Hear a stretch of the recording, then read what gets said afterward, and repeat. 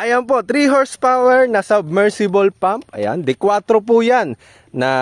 Tapos D2 po yung outlet po nila. So, nandito po tayo ngayon sa Peñaranda, Nueva Ecija. Oh. Nagkabit po ulit tayo dito kila Sir None. Ayan, so nakatapos na po tayo para dun sa kinabit natin na 3 horsepower. Ayan si sila Sir. Ayan, okay po ba Sir yung kinabit natin?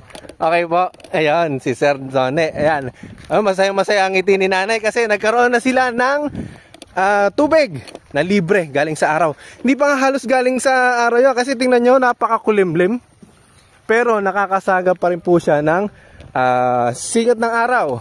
So, D2 po yung tulo po niyan. Ayan, so, malakas po yan. Kasi kahit na makulimlim, maganda yung tulo niya. Yung panel po niya nandun sa ibabaw.